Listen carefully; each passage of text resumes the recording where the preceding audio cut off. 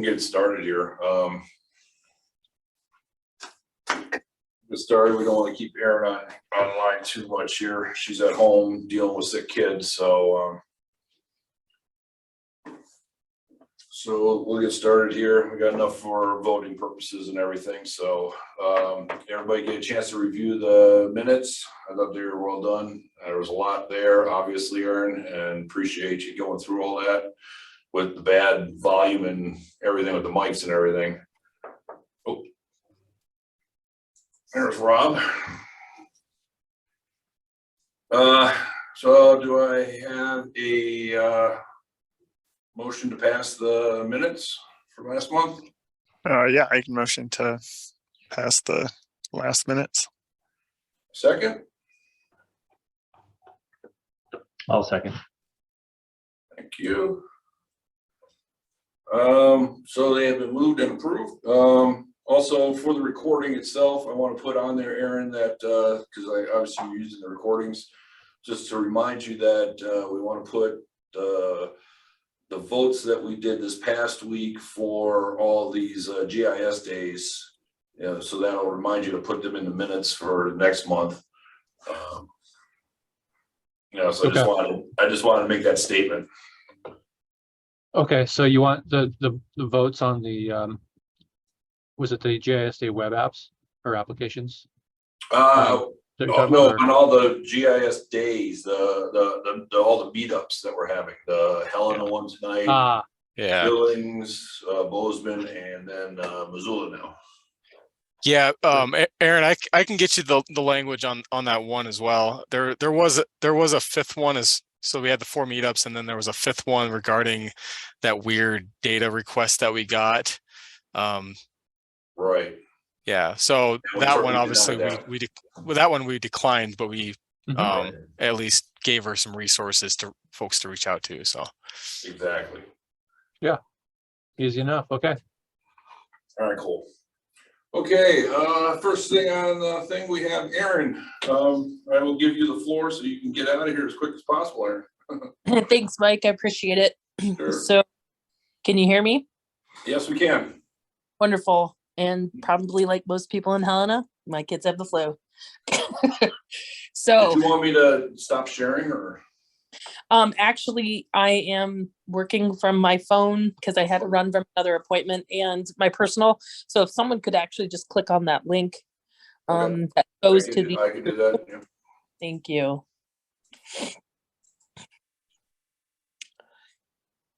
Awesome. Okay. So what I wanted to talk to everyone about today, basically is the MLIA legislative review that a subgroup of the council, a small subgroup of the council and MS Hall staff have conducted in regards to the governor's office's request to basically, so red tape relief. Some agencies have been going through this quite extensively with the new administration, basically trying to eliminate unnecessary steps, red tape, so to speak. This is a lot of the agencies that have been kind of diving in for a while now, or more the regulatory ones, and MSL is not so much a regulatory agency. However, there was some improvement to make of the legislation. And so at the last MLA council meeting, the lieutenant governor came and made a presentation to the council asking for the review.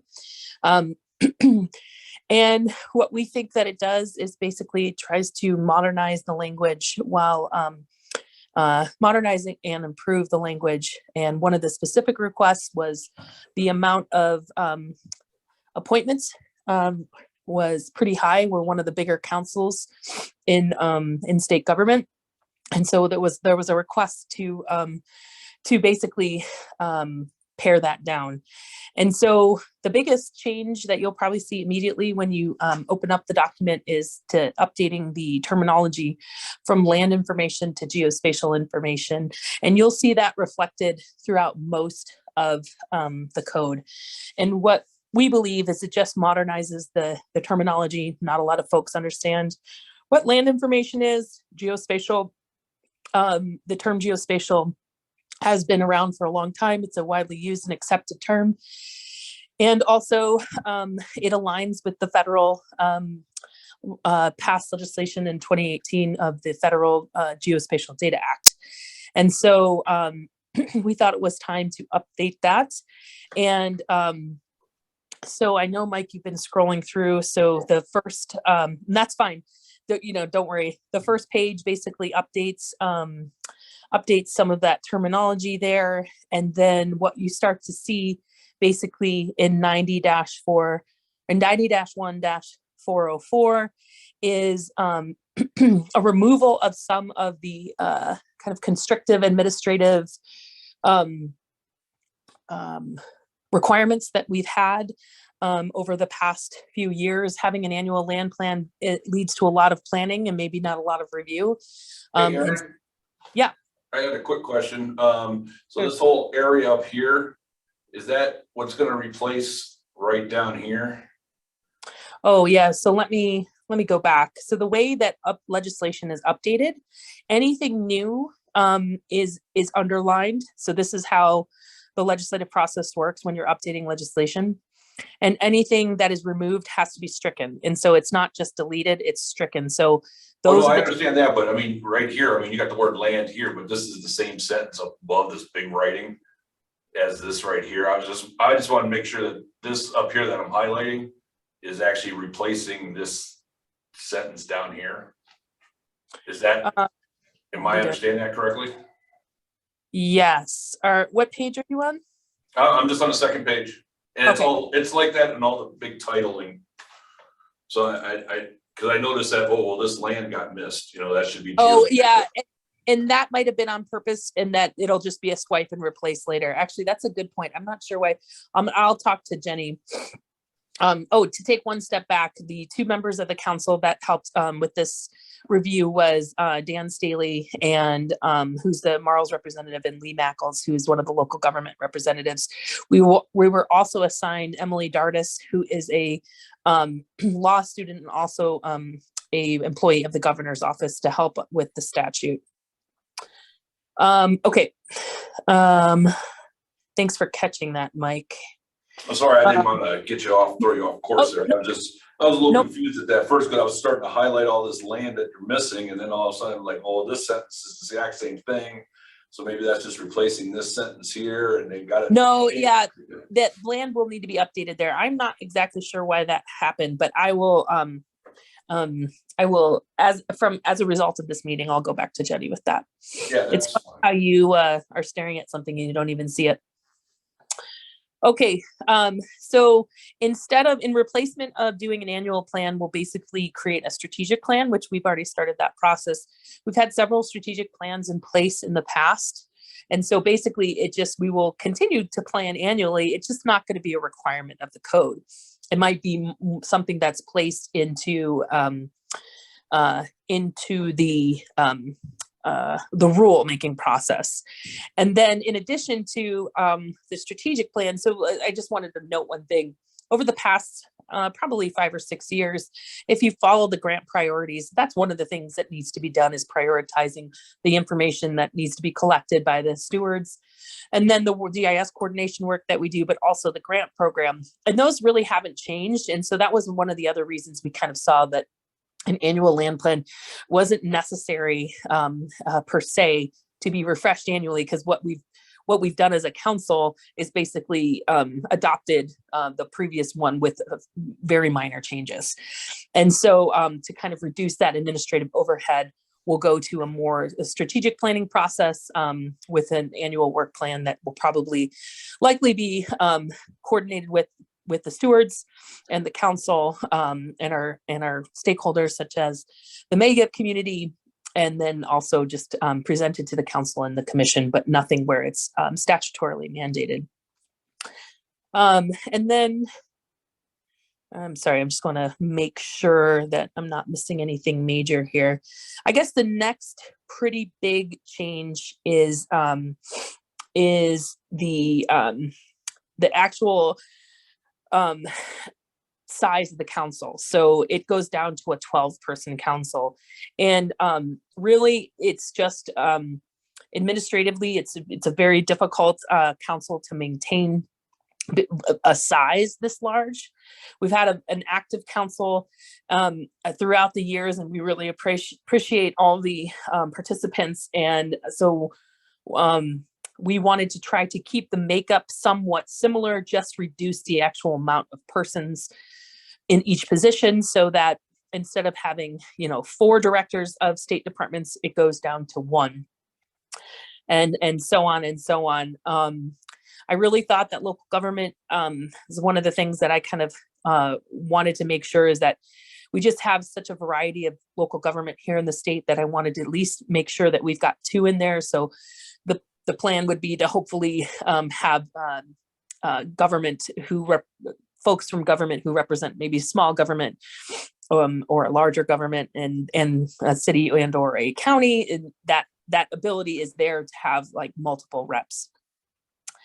In addition to that, we went from 4 people from the US government to 2, and we wanted to reduce the constriction of having it just to 2 different departments. We work with a lot of different departments, and we thought it would be important to open it up and just say 2 people who are employed by the US federal government, to give those other folks a chance, such as the Census Bureau folks, so that would be the Department of Commerce, the NOAA folks, Homeland Security, so other persons like that who really do contribute a lot to our community and would have a lot to contribute to the council. We kept 1 person from the Geographic Information Systems representative, so that would be 1 person that is a private business rep that works in the field of GIS. And we remove public utilities. We just don't deal a lot in public utility data. It's not a MSDI theme, and thought that 1 person representing private business would be sufficient. We kept tribal interests in the university system, and then removed 1 of the people who represent the professional association, which in turn is Magip. And so we also kept the Marls rep, because we that is a very important and valued membership. And then in addition to that, removed the 2 state legislative positions. And then moving down to, I'm trying to think of the next biggest place. Everything else is pretty much cleaning things up. The way that the grants statute is written, we basically are trying to use a best practice that we've seen in other annotated codes. So that would be under geospatial information grants, and really just leaving. And then finally, if you go down to rulemaking, which is the last page, which I do believe is, I should have put page numbers on this, I apologize, page 7. That basically gives us the ability to make rules, more rules than we had in the past, so that it doesn't have to be, it's more appropriate for some of our work to be written in rule rather than code. And so that would be for an application process to be written in code, procedures for reviewing and awarding grants would be in code, and creating that strategic plan and potentially annual work plans would be in code, and how those procedures are done would be in code rather than in statute. And so that's pretty high level. I just wanted to highlight those particular ones that we discussed, and I am open for questions. What are you looking from us to do with this? Are you looking for our approval, or? Nope, this is, I guess, I would consider this more informational, given its importance in nature. Aaron, this is Rob. Just wondering, yeah, I think maybe you just answered that question, but this is pretty much a done deal, isn't it? Oh, no, not at all. So the council will review the legislation proposals. Well, this document tomorrow, or I'm sorry, today is Tuesday. They'll review it on Thursday and then and give it I guess endorsement and if and recommendations for the commission. And then the commission will vote on it at their December meeting. And then it goes to, well, it'll go basically as a proposed amendment. And I am not that familiar with the way a bill works, but we can keep the community involved, but it will have to go through the legislative bill making or amendment making process. And you never know what can happen in a session. So. Okay. Yeah, Say yeah, here- okay, that's good. I Yeah. just, I can understand the rationale behind some of it, but I honestly don't think you're making a stronger council by cutting some of your directors and representative from different agencies out.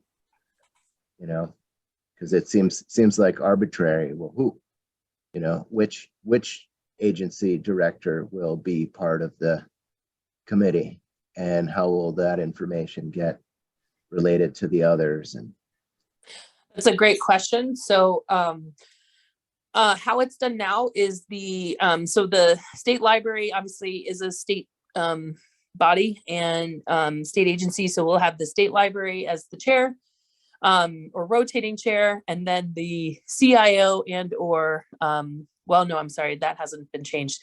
The CIO, which is under the Department of Administration, that's another state agency.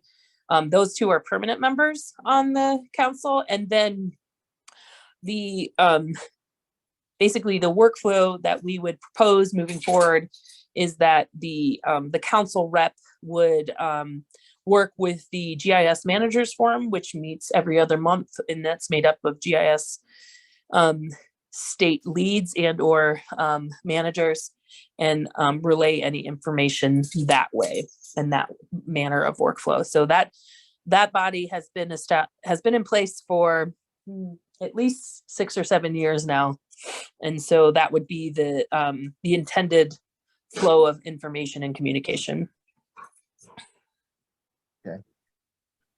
cool. Sure. Well, as always, very thorough answers, Aaron. I appreciate it. Yeah, no problem. Anybody else got anything?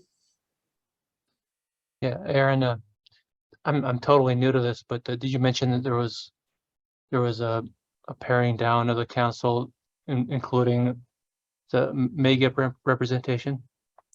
Yep, right now, as it stands, 2 representatives of a Montana Association of Geographic Information System. It doesn't necessarily state Magip.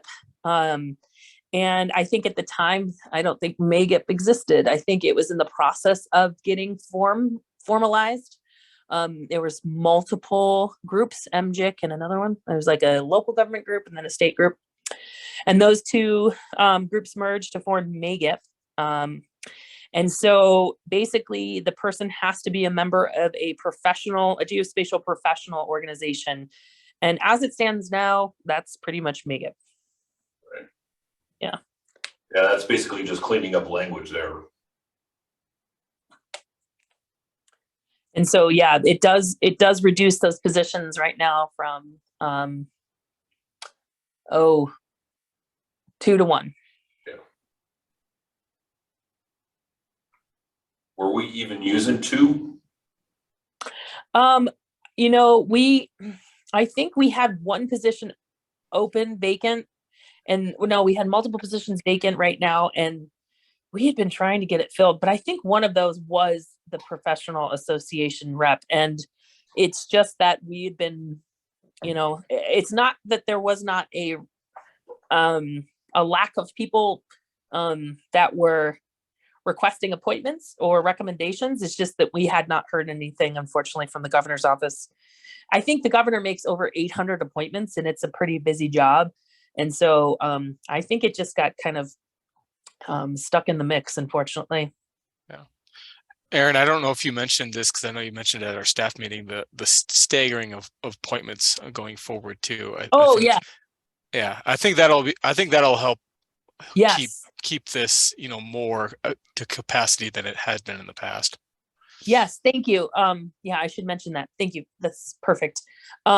So is it, I'm trying to think if it got left out of this document. It's on page,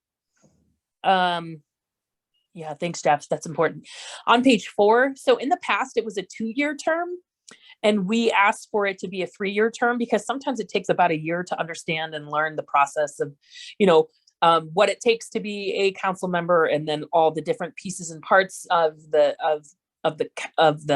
library, and then the council itself, and what folks are responsible for. And so what this does, it's 6, it says temporary. So basically what that means is once this is, if it is accepted as is, and it is passed as is, this temporary will automatically delete itself after, like, I think 3 years, because it has the staggered effect. Pretty much, I think right now everyone's every council member's appointments end. So it's a 2-year term. So every council member could technically, except for the 2 permanent positions, end this coming June. And so we'd have to have a whole fresh new council. Now we've been lucky to have folks reappointed over the years, but basically this will stagger appointments so that not all council members are due for an appointment or a reappointment every 2 years. So the way this will work is when appointments are done this coming July, or if this is passed, some people will be appointed for 1 year, and then some people will be appointed for 2 years, and then the final group will be appointed for a 3-year term. Once those initial appointments are made, then everyone will be up for a 3-year term. So if Jeff decides he wants to put out an appointment in year 1, and or go for an appointment in year 1, then he'll be appointed for 1 year with the ability to reappoint for 3. So it creates that staggering effect. Thanks, Jeff, for that reminder.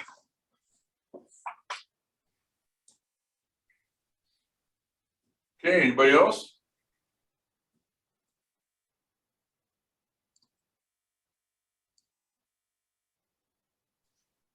All right, well, before you go, Aaron, I would like to thank you for task force. So our next thing was going to be talking about that task force thing quickly. Oh, yeah. Just want to thank you for participating and making that letter and everything. I don't think I've sent it out to the group yet, unfortunately, but Okay. Yeah, sorry I couldn't do that, Jenny, that edit with Jenny. Everyone had the document, so I just thought someone could just do it really quickly. yeah, I'll take care of that. That's not a problem. Cool. And then I wanted to reiterate with the legislation, we're not asking Magip to do anything right now, but perhaps during the session, we might ask for maybe an informational witness, or maybe a Magip to be in favor, depending upon how the board feels. But I would give the board plenty of time if we were going to ask for anything like that.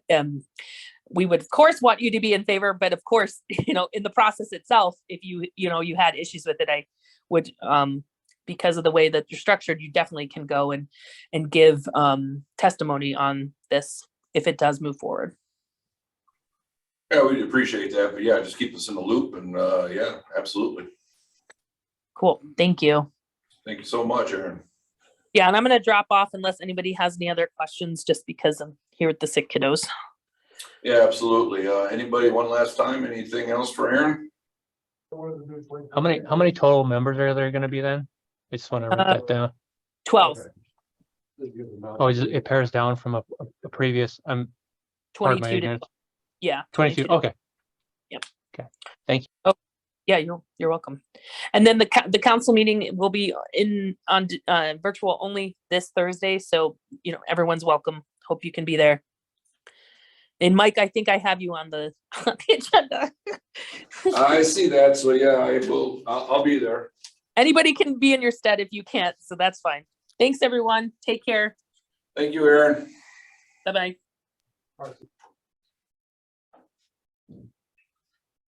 Okay, next item on the, well, let's go back here.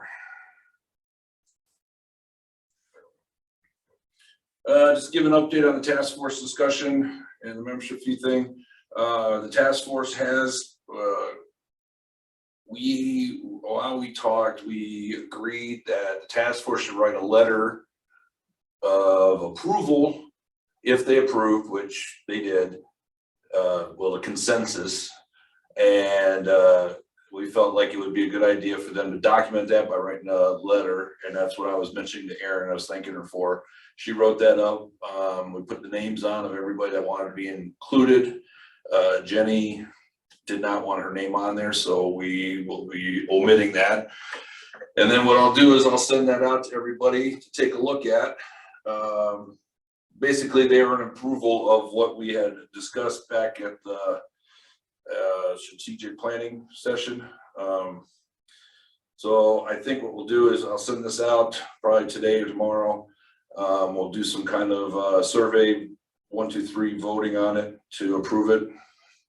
Well, I don't know if we need to, do we need to approve it or not? I mean, it's the task force saying that they accept what we did. So I guess we just move forward with, if we're going to do that, then we need to make some, we need to discuss how we are going to implement what we want to do.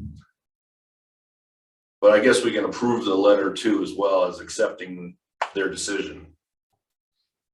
So. Yeah, I would just go ahead and move forward with approving it. We can just do that virtually, and then we can just talk about next month how we're going to implement this. Okay. You know, I might have that somewhere too. Where'd that be? Let me see if I can find that letter. You guys can read it while we're looking here.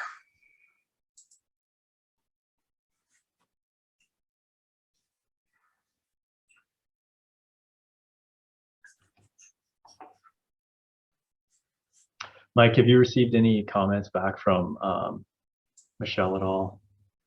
I haven't heard anything from Michelle at all about this, and I was hoping she was going to be here. Yeah. So I haven't heard anything from Michelle yet, and definitely need to. Well, obviously I got an email from her right here. So, oh, this is probably an old. Oh, she's going to be late joining. Yeah. Well, anyway, I don't want you guys looking through my emails. There's no big deal with that. I'll email out the letter and then we'll go from there. I think we'll just do a survey 1, 2, 3 thing of approval. Take a look at the letter, what you think, and then we'll just do a quick approval of it. I think that'll be fine. Well, I don't think we need to do it now without you guys reading it. I want you guys to read it at least ahead of time. So, I mean, it's no big letter, but it's just something I would prefer you guys to read instead of us just blindly approving it. We made sure we told the task force that there was like 4 or 5 of us that are on the task force that are in Magip, that we didn't want Magip to be writing a letter to ourselves. So we made sure that we had somebody outside of Magip write the letter that was in the task force. So that's why Erin was able to, or was happy to do that for us. So I'll make the edits and I'll send that out and we can do a thing on that. Did we want to discuss how we want to move forward with this at all? Because I'm almost thinking we need to set something up by January 1 is what I would. Yeah, I think we should try to coordinate with Michelle on this and just get her feedback as to how she wants to implement this, you know, and then what time do we want to start? Yeah, no, I agree. I definitely think we need to. I'm probably going to have to. I'll have a little meeting with her off to the side and just find out what's going on with her. And yeah, I agree. See how Mike, long it's going to take her to set that up. And then Mike, just really quick too, I think, did we talk about that? Are we planning to send an email to our membership as far as this anticipated change? I think we should. And this could easily be, you know, this is where Michelle comes in. I mean, she'll probably have some feedback as to what she's done in the past as well, but it might be a good idea to, I mean, I think we need to notify our membership and let them know that Yes. that changes are coming, and so. Yeah, and I would assume that we might get an influx of people paying their fees beforehand, maybe, I don't know. You know, before January 1 or whatnot.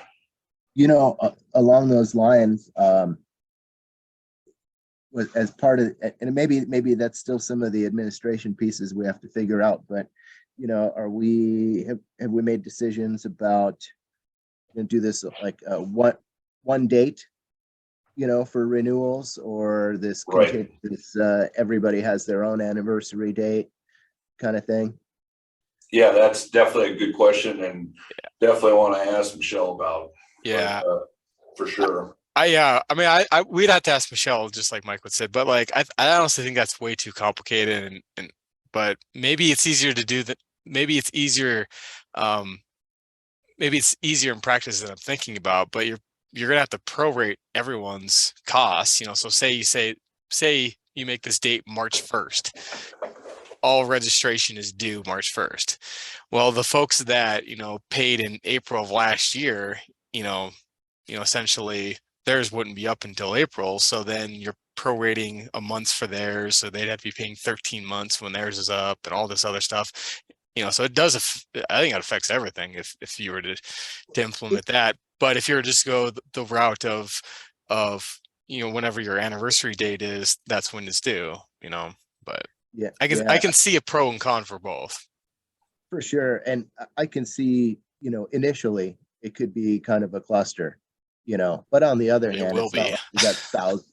It's not like we got thousands of memberships to deal with either, right? So we could deal with the pain early on, and then it'd be clean from there going forward.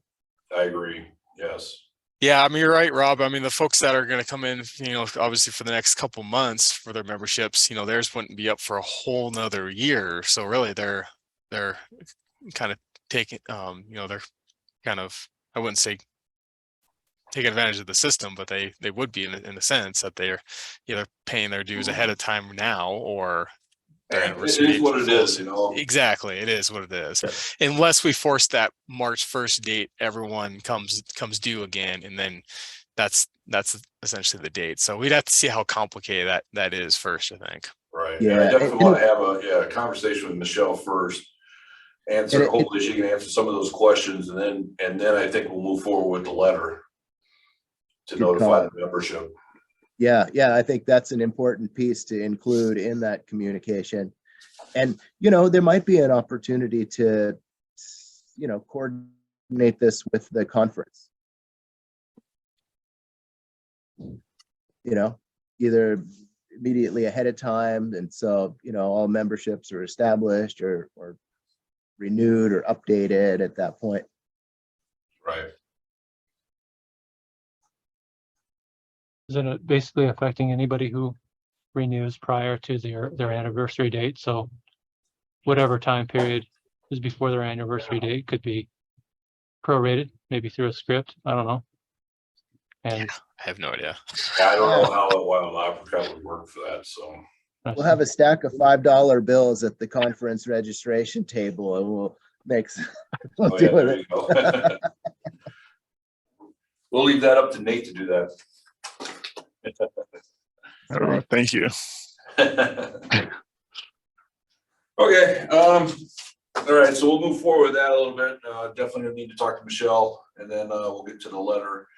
You know, we'll hope, I have a feeling we're gonna, I don't know if we're gonna wait till December's meeting to discuss what we're gonna do, because you're saying March, I'm almost thinking we want to do it January 1. I'd Yeah. like to get I was that. just thinking of an example if we wanted to tie the date being close to the conference, so folks can wrap their conference fees in at the same time. That's what I Right. was thinking. Right. Yeah. And that makes sense. Yeah, let's just plan to coordinate with Michelle. Right. It's got a lot. I mean, yeah, I think a lot of this just comes down to what her, you know. Yeah, let's not get ahead of ourselves here. Yeah, right. I totally agree. Okay, next subject, request for assistance, the upgrade. Yeah, this can be a real brief because Yeah. you can click on that link if you want. This is our old policy, which I think it probably varies on the year. We are not really doing this. And it does need some updates. I mean, this calls for like a 5-day comment period. I mean, I think we used to do this on the board forum, posted by the secretary, within 3 days. Where Yeah, did you find this document? it was under our policies. Really? Yeah. So just really quick, Jeff, what historically, do you remember, like, I mean, request for assistance hasn't always just, I'm assuming hasn't always just been, to assist with these meetups.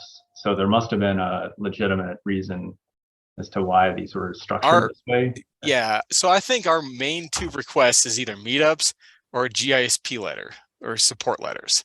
That's probably our main 2 uses. There was also travel funds. Oh yeah. Like if a member wanted to, bring a collection of people with them, and there was some, we would give like $150 or something, travel assistance. But it could be anything, right? Or yeah, it's the request that came through a couple weeks ago. Yeah, literally could be anything.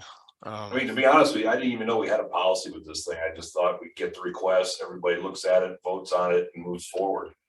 I actually like the fact that we have something written down, even though it's a little old. Yeah, I mean, it's outdated. And I think there's probably discussion that, we could put, like, say, the GIS day requests on autopilot, unless it calls for a vote of, some, say the description calls for a purchase of something that wouldn't normally be normal, or not a gathering at a brewery or a local place that is open to our membership, essentially. I mean, I think there's probably some streamlined things we can do with that. I mean, I had to send out 3 separate surveys, which is fine, but I mean, I'm sure you all got tired of opening my emails too. For something that's just, approve. We don't even think about the GIS day ones. So. Well, and right, and the only reason why we're actually talking about this now is because we had a swamp of it last week. It's just like everybody is requesting it all of a sudden. It doesn't normally happen. And it's wonderful that we're having 4 of them this year. I mean, yeah, we did have 5 though in 2019, but I think it was much more of a coordinated effort, and I think they all were kind of around the same time, and we may have approved about at a board meeting. I'd have to go back and look. But that brings up another question too. A lot of times, if it's within a week or so of our board meeting, we'll just wait and just discuss it then. So I mean, there's probably some language in here that we could add. If it calls for discussion, we'll move it to the next board meeting to discuss and approve or deny. So there's probably some things that we could do. Yeah, and it wasn't too much of a hassle. Going through the survey was probably more of a hassle for you putting together the survey. So, just once a year, like approving these isn't, I don't think, too much of a big deal or hassle. So, yeah. Anybody else got any of your thoughts?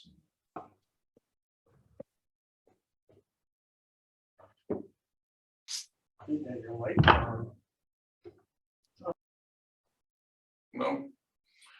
Okay, yeah, I think we should definitely I think it's a good idea to take a look at this and maybe modify this. Like I said, I didn't even know there was a policy for it. I think it's a good idea to have the policy written down. It just needs to get updated. So I can certainly take a look at that now that I know where it's at. Yeah, it's under the board tab if you're logged in. Okay. On the website, and then there's a policies. Okay. Thank you. Yeah, and then there's a bunch of policies on there that have not been touched in a long time. So we probably should dedicate some time in the next few months to at least go through some of them and see what needs to be updated. Okay. I can certainly take that on. Okay. Well, I'll take a look at this one here, and if you want to take a look at some of the other ones, we can coordinate from there. All right, the next thing was, our discussion, we kind of had a big discussion already via emails. Since we're all face to face now, well, virtually speaking, discuss this Bozeman GPS donation. Anybody want to start off with this?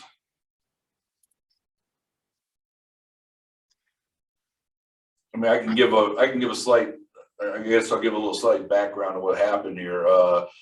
City of Bozeman wants to donate their GPS equipment. They thought it'd be a good idea to ask us to see if we can help facilitate putting it or giving it to somebody who would need it.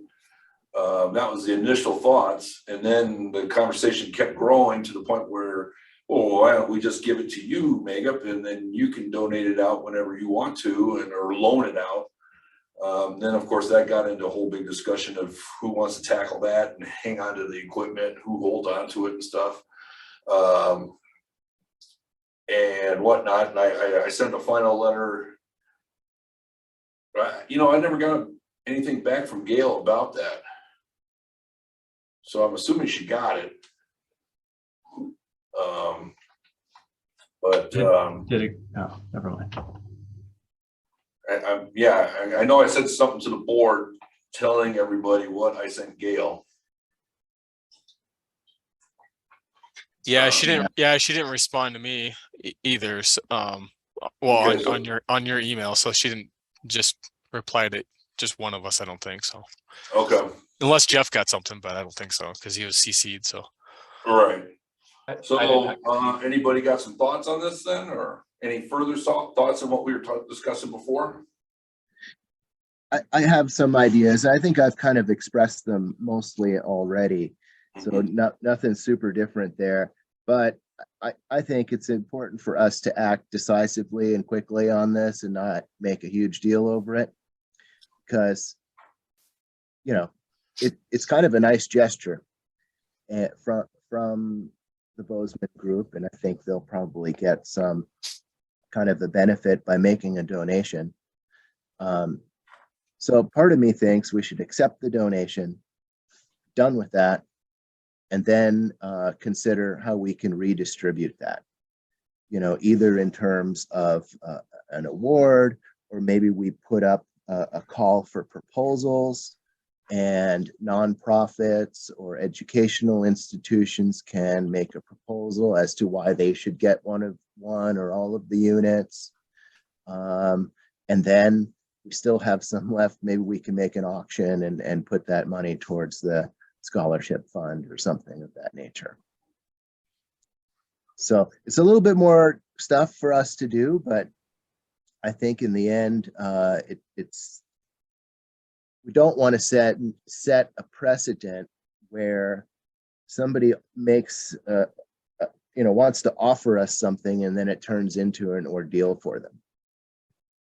yeah, that's actually a good point there, Rob. Yeah, I was thinking mostly from like the loaning program perspective of things, but yeah, you make some good points there, Rob, of, you know, not setting a precedent of turning things like this down because they don't come along very often. Right.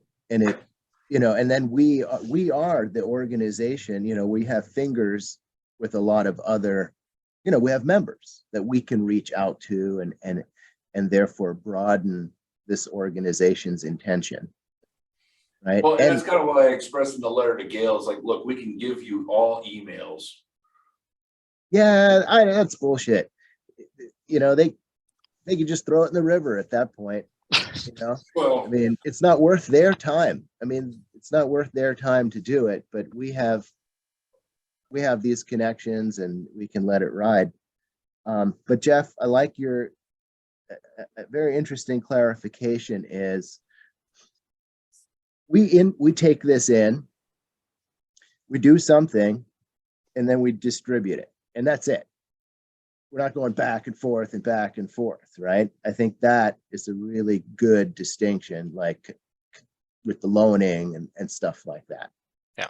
Right.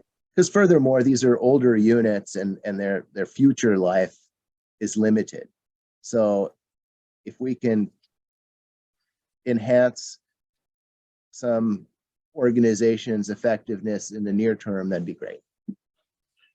Yeah, if we go that route, we definitely need to not get rid of it, but do something to get it to whoever we need to get it to soon. Because like you said, the life expect the future, I mean, they're older equipment, but actually they're not that old. They're pretty, Right. still pretty good. Yeah. And I think there's portions of the membership that could benefit from it. Oh, yeah.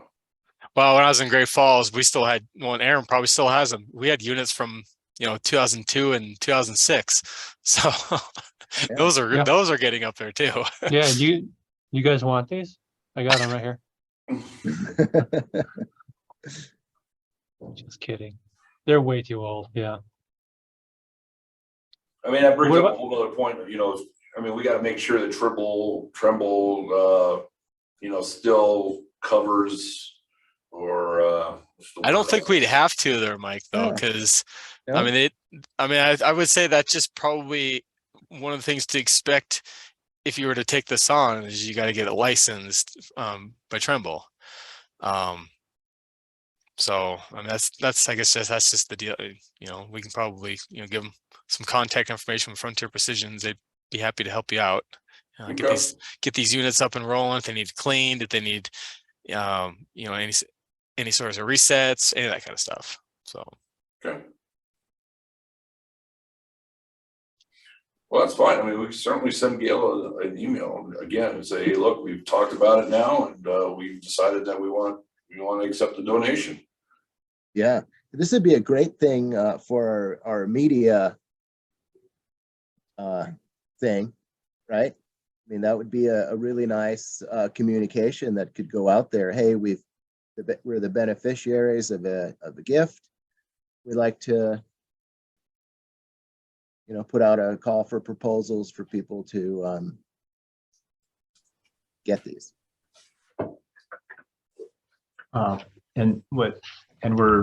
This would be essentially a donation through us for somebody. This isn't necessarily a rental option or something, right? Is this just a Right. Okay. Right. Yeah, Yeah. no loaning. Yeah. Yeah, we don't want it back. Once it goes out of our door, we don't want it back. Yeah, Right. great. Yeah, I just wanted to make sure that we have that distinction for sure. I think we as an organization, as an app, we should and could and should serve as an avenue. It was nice that Gail reached out to us, take it off their hands, and then we distribute as we feel necessary. And I like the idea of a proposal option. It kind of makes it more formal. It goes through the board, and we just have to figure out, how we get it, who's going to manage it, I don't know if anybody needs to take a look at it or if it even matters at that point. It is as is. Possibly we put that in the documentation. Everyone's aware that we received the hardware and it is as is. And if folks are interested, then they can pick it up at wherever the location is, or possibly at a meetup or a conference. Right. Actually, we could announce it at the conference. Here's a recipient from this grant. It's essentially a grant that we're giving. Yeah, I agree. I mean, by the conference, I would want to have hands off of this thing. By that time, I would hope that we would be able to get things squared away where we could, put out a call for whatever we need to do or do a contest or whatever. And then, like you said, at the conference, that'd be a good thing to announce. Yeah.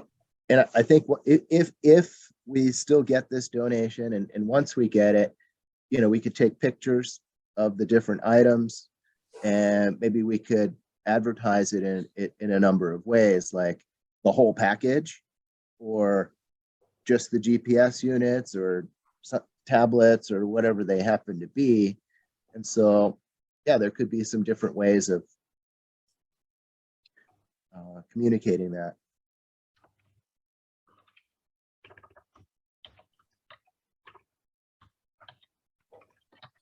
Okay, anybody else got anything?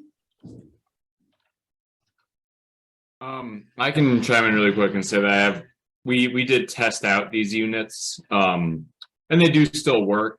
We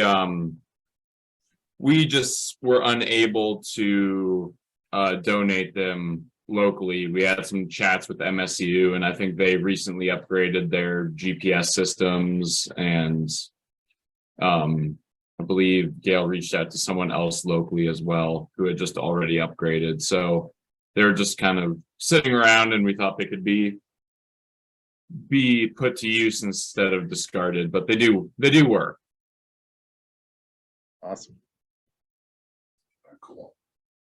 And if I remember Gail's email correctly, there's 2 whole units. Yep, it's two units. Okay. There you go, Aaron. Apply for some new GPSs. Yeah, that would be sweet. Well, you remember you talked about this robotics challenge. That's Maybe, right. Yeah. No, I was thinking of like educational stuff, like if they needed equipment and they actually wanted to collect stuff outside, that's available. And if it's request for assistance, if we get anything more, maybe that could be like a subcon or a sub mention that there's hardware available, and if there's hardware available, there's a list of it on the request for assistance. If we happen to be holding these things, I don't know if that's a thing we want to be doing or what. So Yeah, I don't know if we want to hold it. it's going to come to That'll the be more state. like a loaning thing. It's going to come to the state library, and Jeff's going to stash it under his desk, and you know. it's gonna be in the swag box. Yeah. I have one of those. At that point, I just bring it to the next meetup and be like, here you go, freebie. Put it on the table. Right. Okay. So I will send out an email to Gail today, telling her that we want to accept that. I guess for the time being, Eric, if you want to hold on to it, since you're right there, and then I guess we'll just need to figure out what we want to do with it and how we want to come up with a plan to, like a contest / send a proposal, like a grant or something like that, like you were saying, Rob. Yeah, I'll keep. I can also send Gail a message after this just to let her know that the donation is accepted, and that way, for some reason, if I'm working from home today, but if there was a thought of getting rid of them or something, then that way you can just hold on to them. Yeah, that'd be great. Yeah, if you want to do that, Eric, this works for you, Eric, since you're there, but if this is someone who's not a board member, who's going to take care of all this stuff? I mean, if I have like 3 trunks of stuff, who do I ship it to? I mean, I'm sorry, but why don't you just tell her to email the Magip listserv and say, we have all this crap to donate. Someone want it? I guess I'm not, I mean, are you putting this all on what's her name to deal with? Or is this going to be something you're going to take on as the president or co-president or anything like that? I mean, I guess maybe I missed something in part of the conversation, but I mean, who's gonna deal with all the stuff that starts coming in? Where's it getting shipped to? Or are we just going to be that middle person that says, oh, so-and-so wants it, Gail, ship it here? Well, we haven't really had anything shipped to us yet. Well, You know, that's what I it's not meant. like- I mean, but if all this stuff that Bozeman has, where is she going to hang on to it till we find someone that wants it, and then they'll ship it from there? She can send it here just because with me, Where's here, Jeff? Helena. That way it'd be Where in easier to Helena? Are you coordinate with. shipping it to the state library. Yeah, that would be fine. But that Then way are we you can going to be coordinate. responsible for shipping it to someone else? I mean, it wouldn't be that hard, especially with coordination with Nate. So I would think wherever the treasurer resides would be the easiest. But I- that's a I good just think point though. we're Is just like, making a mountain where out does of a this stuff Yeah, go in the future? I think that's a good point. Like maybe could we say she could hold on to it and we could coordinate someone to donate it to? Well, that was my whole point before, is like, look, we can help her out by giving her emails. And I understand what you're saying, Rob, that we're gonna take it from her and then we're gonna help her by doing all the work for her. Yeah, because otherwise, that's, if we ask her to hold on to it and stuff like that, there's no point in dealing with us. Right, so she needs to, yeah, I know. I mean, the listserv wouldn't be a bad idea because this equipment is currently sitting in my office, so I can just keep hold of it until maybe we find, perhaps we find a group that could use it and it does need to be shipped somewhere and it's a little less convenient to deal with. But then at that point, maybe I can take care of it without kind of double shipping it. Or if it's someone that's not too far away, we can just coordinate a drop off with them locally. So I'm happy to just hold on to it until a few more steps. I got no problem with Magip helping out, with any mail pricing or fees or anything like that. I'm sure we could squeeze something out somewhere. So anything that we need in mail wouldn't be a big deal. And something to consider is, by taking this on today, we're not committing ourselves to running this type of program forever. Right? I mean, we could see how it goes. If it's successful and we get some good relations out of it, then great. If it turns out to be a disaster, then we'll know next time that that's not what we're set up to do. Anyway, something to consider. Yeah, for sure. I think if it was a normal situation and we didn't have Eric on the board, Gail would have to unload it somewhere. I mean, it sounds like she was in a position to want to unload it somewhere because it's just taking up space in their office. So if we didn't have Eric on the board and he wasn't willing, she'd have to ship it to us, if it was to either Michelle or me or someone on the board, I should say, that was wanting to coordinate this. Or e-waste. Oh, come on, Eric. I'm just being realistic. I know got you so much are, shit but- piled up in our office. I could probably make a mint off of e-waste. Yeah, I thought you had plenty of room in your office there, Eric. Well, I do actually now after the water loss, it did open it up with quite a bit more, but still I have at least three Trimble devices sitting in our office. So, and the batteries and the battery chargers. And yeah, that's just, I'm going to be in the right mood one day and it's all going to e-waste. Yeah, I hear you. We'll help take care of that for you there, Eric. Yeah, no one wants any of these devices. They're back when I first started doing GPS, so they're at least 25 years old.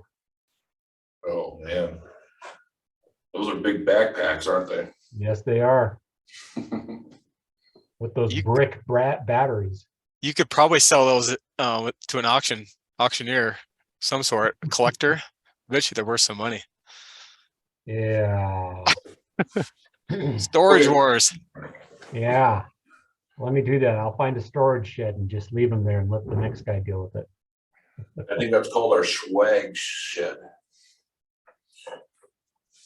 Okay, let's move on here. We're way late here. But we're having a good conversation for sure. So Eric, just to leave that, just to end that point there, why don't you just hold on to that for now? Send Gail email. I would mind. I mean, tell her to put it on the listserv, and So we just see what happens there, and we'll certainly help with pricing for shipping it out and stuff like that.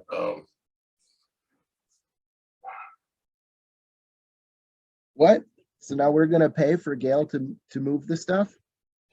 I don't know. We get no benefit out of that. Yeah, you're right. But I don't see, well, I mean, I guess I see the benefit of us holding on to it and doing it ourselves. I mean, what benefit really is that? I mean, just recognition that we accepted something? I mean, we are the GIS duct tape of the state. You know? So if somebody has a GIS related issue, we're kind of the people to contact.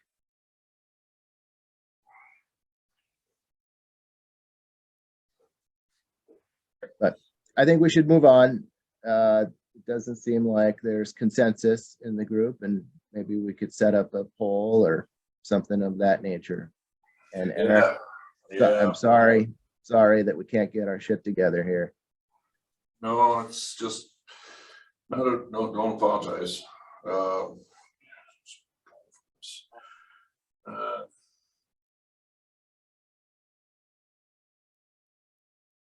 mean, it is a tricky spot because it seems like just one of those things where it'd be on paper, it'd be really nice if it worked out if we just had these units. We're like, oh yeah, let's donate to someone who needs it. But then there are also these challenges of just trying to get rid of it as well. So Yeah, just logistically and stuff. We could just we could always collaborate over email and stuff over the next month or so. I don't think there's. I mean, Mike, you already replied to her, right, Gail, saying just. Yeah, I did. I said, look, Yeah. if you need to move forward right now, because her initial email made it sound like she needed to get these out of there. Yeah. Now.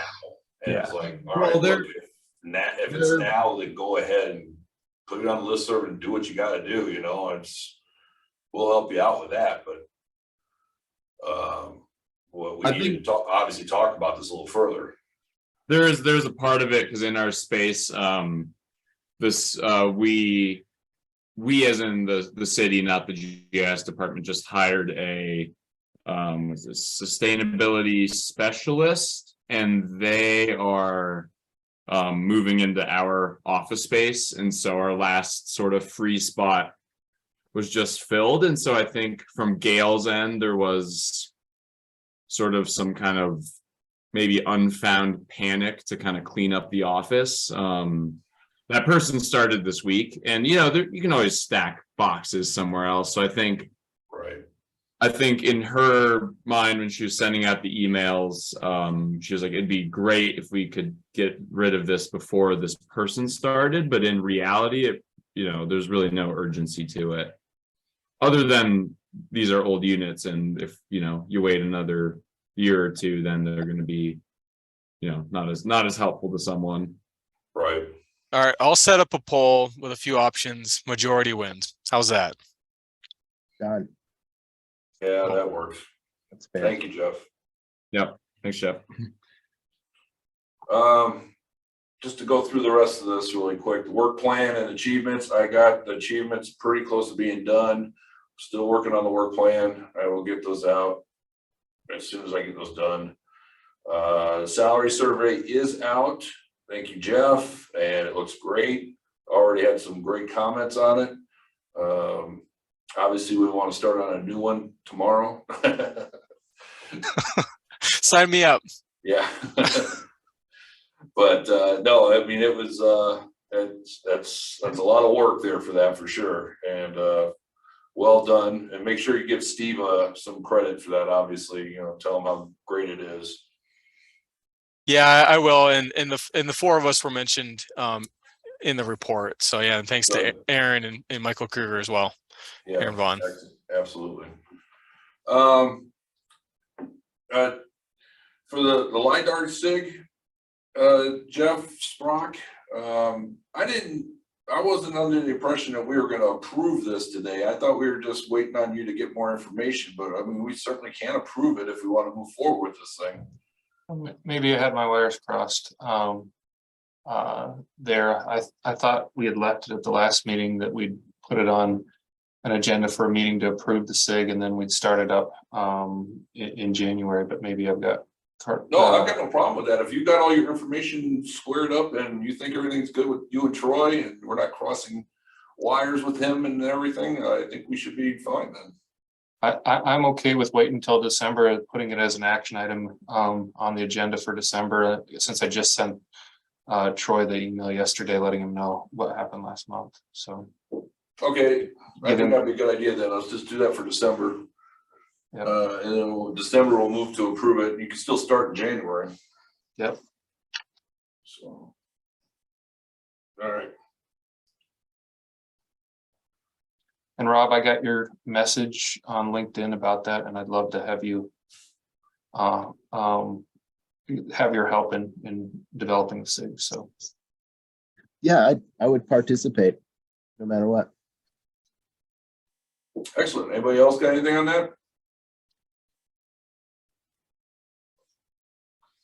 Okay, so basically, originally, I thought that this meeting was just going to be reports, because that's basically all we're going to be talking about was the conference, the technical workshops, but obviously we had other things to talk about now.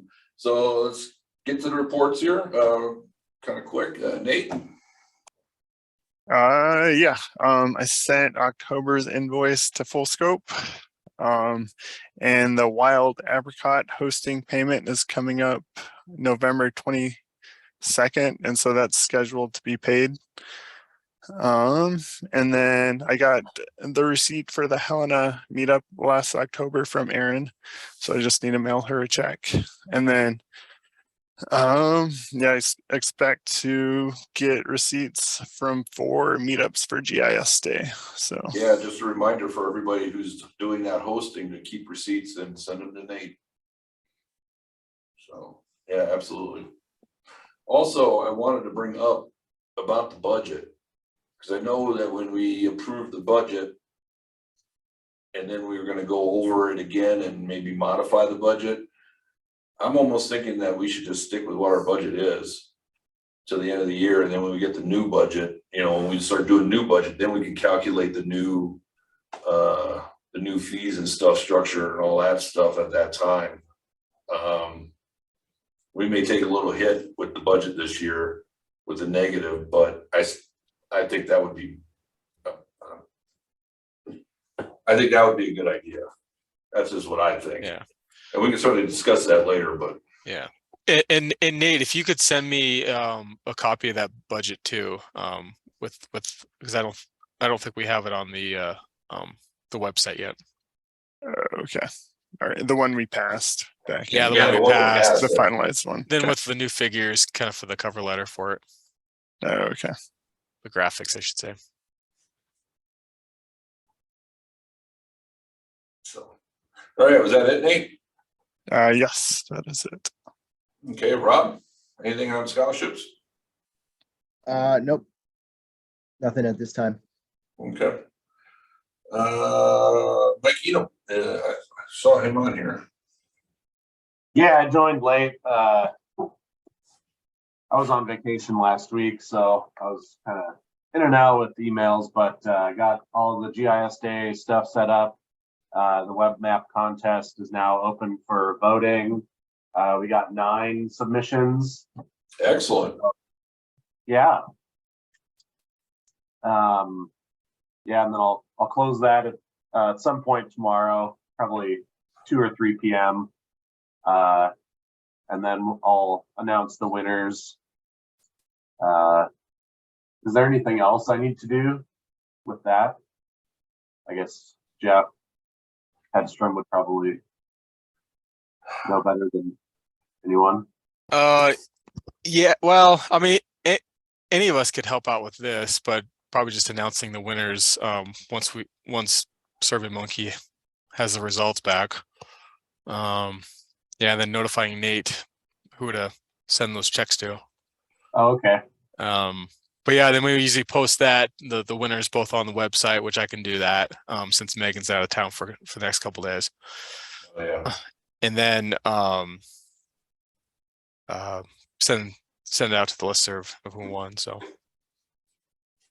which there's a lot of loose in Clark County, I see.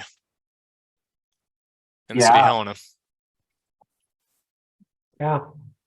We Or were, what we they're were a gonna little, do with we all got a that little busy. Once we got our ELA, we got a lot of people that jumped on board and started doing stuff. So That's good. It's good. Yeah. we got, Excellent. got 3, I think, are county and 1's the city one. So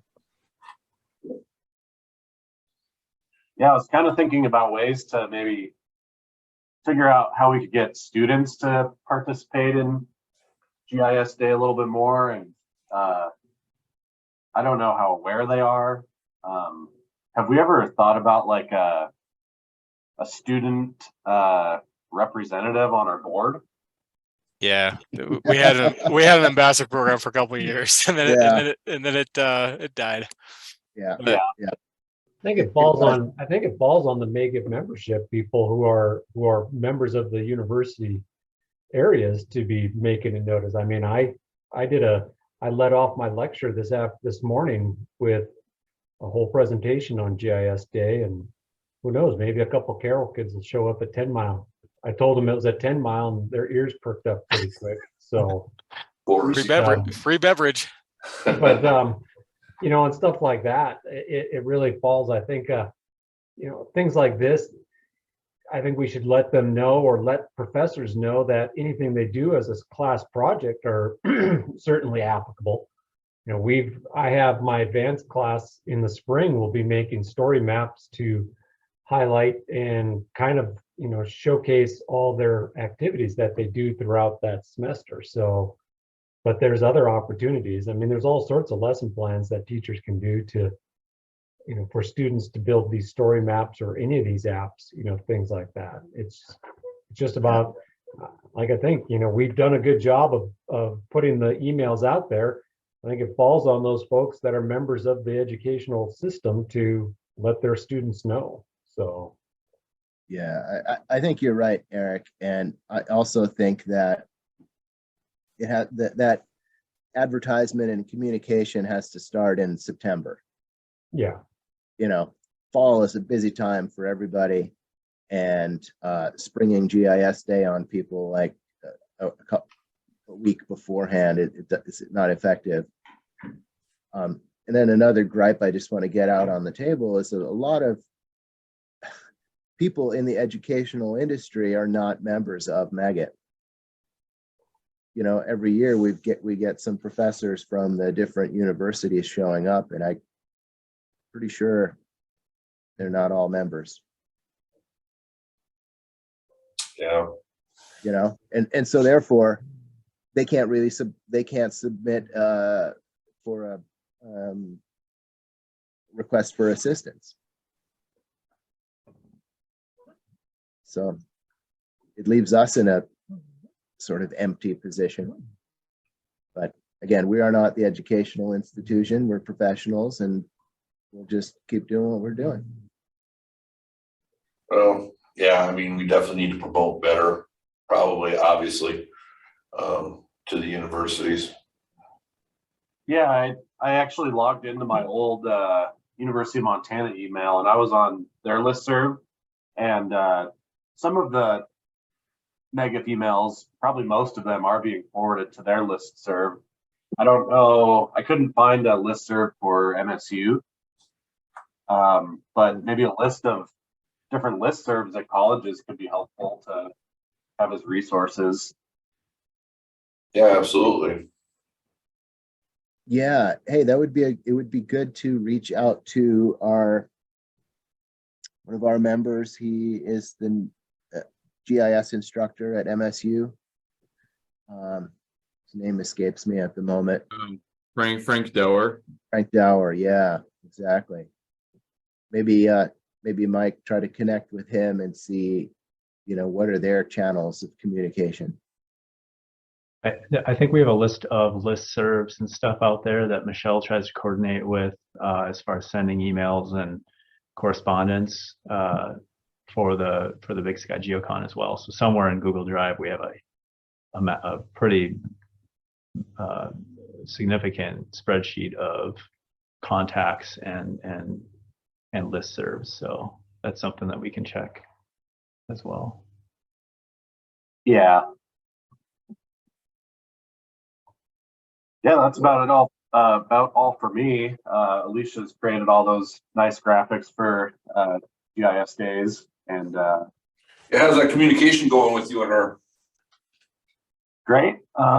Occasionally she'll be busy for a couple days, but usually at least 3 times a week she'll be around, and we just email back and forth.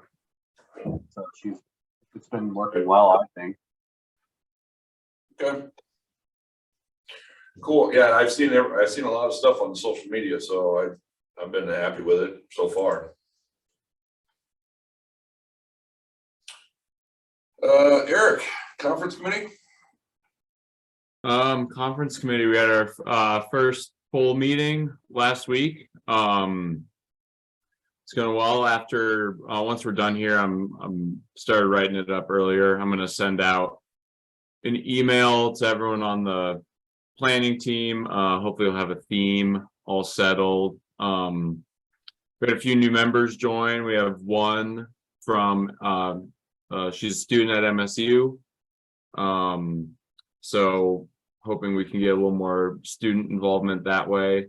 I know Zach has been starting to reach out to some vendors. And yeah, after the end of the meeting, we have things are looking good, because I think once we get the theme along, we'll try to push out the call for proposals, just to get that out as early as possible. And quick question, Eric, too. And I had to take off early from that meeting, and the vendor prospectus or the sponsor, do we have that kind of available, or is that getting posted yet? Yeah, I think there's some minor updates.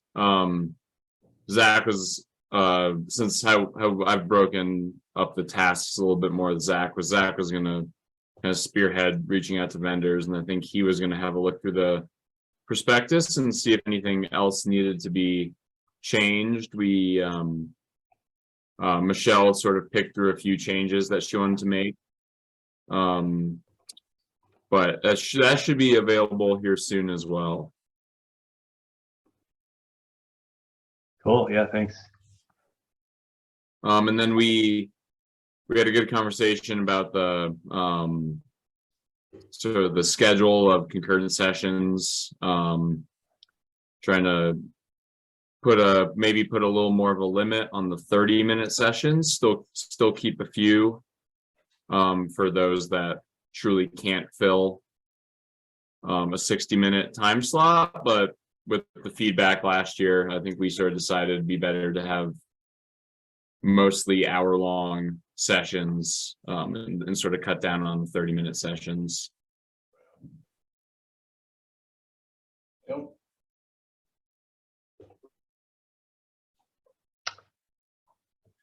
And yeah, as far as updates, I think that about covers it. All right. When's your next meeting? Our next meeting here, let me pull up my calendar. We have Oh, I have it here, December 13th. Yep. Okay. Which that means, Cool. it's a hard stop for our board meeting, probably. Oh, right, you just carry it right over. Yeah. Well, That'd probably be a good idea for us. Yeah, well, it's a different link, but yeah. Right. But that'll be a good reason for us to stop. Jason. Yeah, thanks. I do have to take off here, so this will be fairly quick. But yeah, we started reaching out to a bunch of potential instructors. So far we have Eric Pimpler and Geospatial committing to a couple workshops. I've reached out to David Howes. I've not heard back from him, but he is an additional kind of a professional workshop instructor that historically we've never had attend, but he offers a lot of like Python classes and things like that. Is it on us to decide what Eric and his other person will teach them? Because I saw the emails with you having the pick a class kind of thing. Yeah, so historically what we do with workshops, Mike, is generally we reach out to folks, see if they're interested, and then we often will ask them if they have any recommendations based on, with something like geospatial where he offers multiple I guess virtual options as well as in person. He can get a sense for what's becoming really, really popular, what folks may want to see as an option at the conference. So what we generally do is I'll ask, hey, Eric, do you have any recommendations as to what you would like to offer? And in this case, he offered, he sent like 7 or 8 different options. We definitely have, if we want him to commit to a intro to ArcGIS Pro, I have no doubt that he would be willing to do that. But because technology is changing and we're getting, we have a wide variety of folks, that attend the conference. We like to just ask if he has any suggestions or recommendations based on his, Sure. his history. Really quick as well, Jim from Census, Jim Castaneri, can never get his last name right, confirmed today via email that he would like to host at least one workshop. Census has always been very supportive.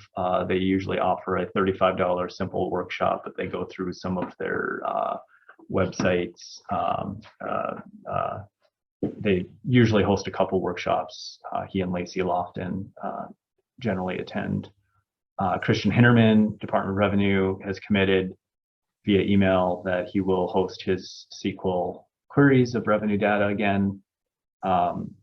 We heard back from Esri this morning that they are in support of the conference again, and they are asking what we would like to see offered for what we would like to see as a workshop from them, or 1 or 2 workshops.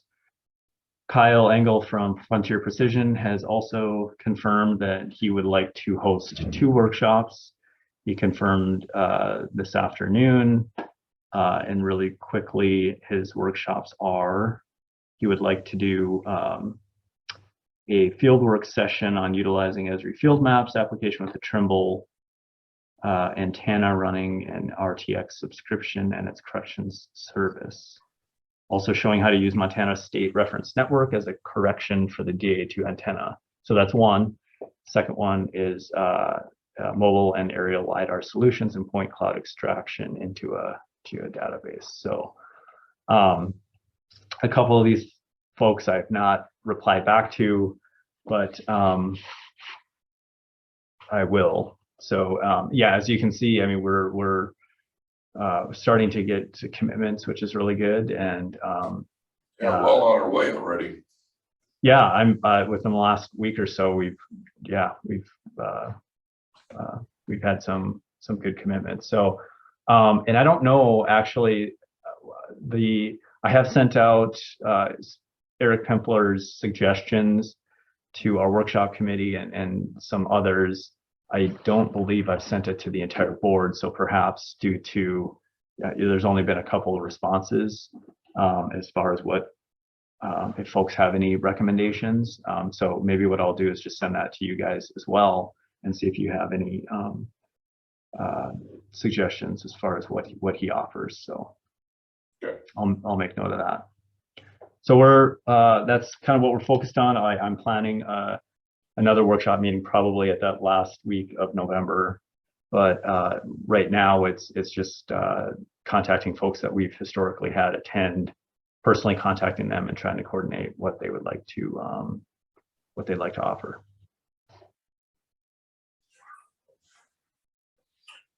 Sounds good.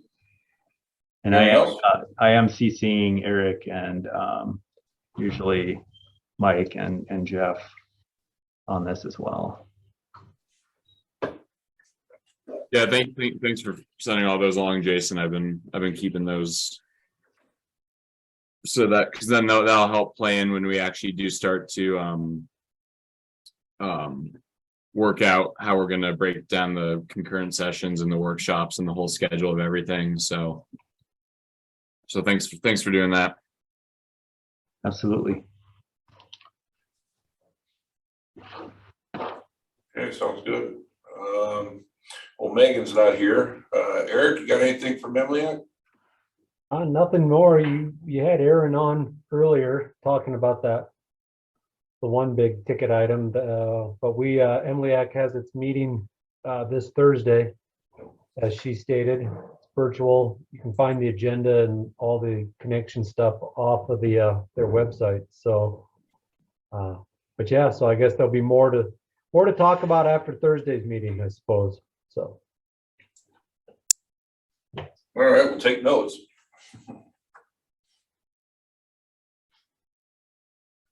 I don't think Michelle got on, so I think that's about it. We have just to sum up here, we got 4 GIS Day meetups covering basically the whole state. So Hedstrom, are you going to be in town tomorrow? Yeah, leaving at 4 a.m. tomorrow morning. So Joyous. I wasn't too happy that Wally scheduled us for an 8:45 presentation. I didn't find that out until today, so I was like, well, shoot. I have no choice at this point. But it sounds like the snow is going to hold off until tomorrow afternoon, so it could snow. It could snow all at once. I just need to get to Billings first. Yeah. Well, we'll enjoy seeing you tomorrow night then. Yeah, looking forward to it. And I think Bob Holiday is likely going to join as well too. He'd asked kind of some connections in Billings, and it sounds like he doesn't really know, because I had mentioned like Jess Brock, and I don't think he still remembers the old Tom Tooley days of the city of Billings. So yeah. Right. It's been a while, I think, since Bob's been to Billings. So. Well, I could probably send a couple emails out to the old folks and see if they wanted to stop by. I forgot about that. Do it, yeah. I might do that. All right, cool. Got some dates listed down below in the agenda there.